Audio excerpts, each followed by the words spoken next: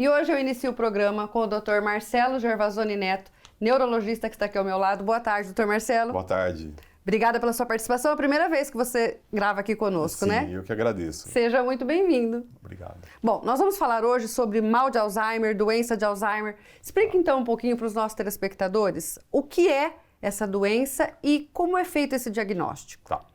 Bom, a doença de Alzheimer é uma doença degenerativa, né, progressiva, que tem uma incidência muito alta na população, no mundo, né? Daí a importância dela pela frequência e também pelo fato da população mundial, inclusive a brasileira, estar envelhecendo rapidamente e aumentando muito a população afetada, as pessoas afetadas. Essa doença afeta mais homens ou mulheres ou tanto igual? O principal fator de risco é mesmo a idade. A idade, né? Quanto maior a idade, maior a incidência. Para você ter uma ideia, pessoas acima de 85 anos têm uma incidência de 40%, 35% a 40%. Pessoas com 65 anos, em torno de 10%, 12%. Isso, inclusive, no Brasil, né? Estudos feitos aqui também. A gente tem no mundo hoje estimado em mais de 40 milhões de pessoas acometidas, no Brasil mais de 1 milhão. Então, por essa prevalência grande, tanta importância, né, para o diagnóstico precoce e algumas coisas que a gente vai comentar aqui, maneiras de você reduzir esse risco. Né? Existe uma causa? Por que algumas pessoas têm essa doença e outras não? Sim, a principal causa é a genética. Isso você não pode mudar. Agora, você tem também em torno de 35%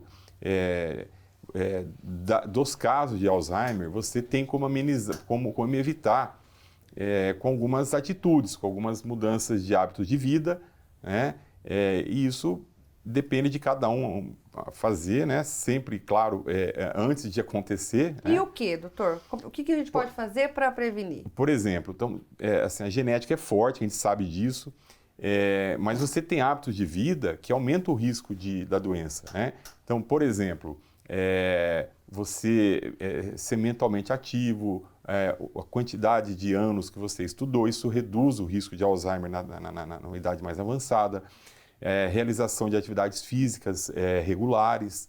Ou seja, quanto mais você trabalhar a sua cabeça, também isso ajuda bastante, né? Bastante.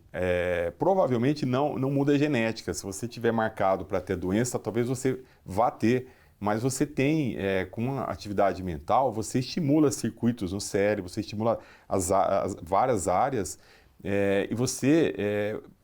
a doença começando, você vai ter degeneração, perda neuronal, mas você vai ter caminhos alternativos para o cérebro conversar entre as áreas. Então você mantém a cognição mais tempo, reduzindo o risco, então. E o diagnóstico é clínico, doutor? O diagnóstico é clínico, você não tem um exame específico para fazer o diagnóstico.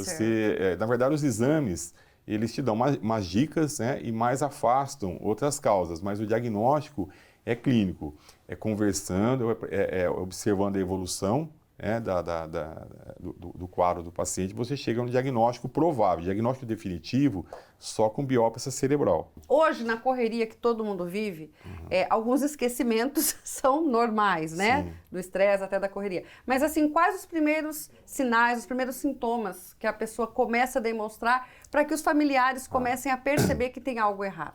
Olha, normalmente quem percebe os primeiros sinais são os familiares. O paciente acaba não tendo noção, normalmente, certo. Tá? Então começa a esquecimento de coisas simples do dia a dia, a memória recente começa a ficar prejudicada, esquecer onde guarda alguma coisa, mas isso de forma progressiva, não é um esquecimentozinho hoje, amanhã. Isso acontece e cada mês fica pior, né? E posteriormente, também mudança de comportamento, alterações visoespaciais, esquece o local, às vezes pode ficar agressiva, apática, mudar a maneira de se relacionar com familiares, nomes. Essa questão que o Alzheimer, a pessoa esquece de coisas de agora, mas lembra de coisas passadas. Isso, a memória antiga ela é bem preservada até o final. A memória antiga ela tá mais difusa, em áreas cerebrais que a doença só acomete no final. Então, realmente, nos primeiros anos, é a memória recente que fica mais prejudicada. E uma vez que a pessoa desencadeia essa doença, aí não tem cura, você apenas vai controlando, é isso, né? Ela não tem cura, você tem alguns medicamentos que retardam a evolução e você sempre incentiva o paciente à reabilitação cognitiva, treinar esse cérebro, formar caminhos novos, formar circuitos novos, para você amenizar os sintomas. A doença continua, mas você ameniza os sintomas. E a pessoa vai tomando medicação sempre? Medicação e reabilitação, que é o segredo. Olha, muito obrigada pela sua participação, conto com você mais vezes aqui. Obrigado. E gostaria que você deixasse um recado para as pessoas, porque é uma doença que as pessoas temem, né? Porque todo mundo vai ficar mais velho, mas conseguir evitar seria eu acho muito assim, bom. Uma doença que realmente tem que prestar atenção após os 65 anos, mas a gente tem visto no consultório, principalmente quando você faz um diagnóstico na família inteira acha que tem Alzheimer. Por quê? Porque o estresse do dia a dia, a ansiedade, também atrapalha um pouco a concentração, atrapalha um pouquinho a memória. E nem todos os casos, aliás, a maioria desses casos, não são de doenças degenerativas, né? Você melhorando a ansiedade, tratando, melhora. Então, não há motivos, teve um caso na família. As pessoas que não estão na idade de risco ainda, não há motivo para desespero, né? Acho que na dúvida, procure um especialista, existem testes neuropsicológicos, existem formas de você avaliar melhor a memória.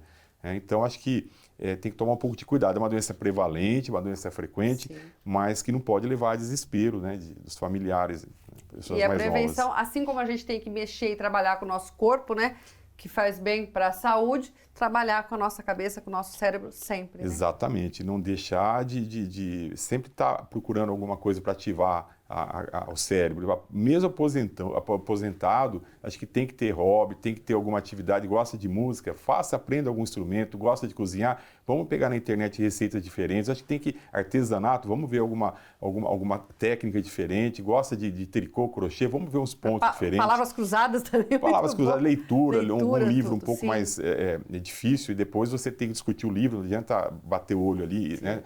Então, acho assim, tem que trabalhar com a cabeça. Com certeza, isso com certeza melhora a qualidade de vida da pessoa. Muito. Sem dúvida. Mais uma vez, obrigada pela sua participação. Obrigado, tá?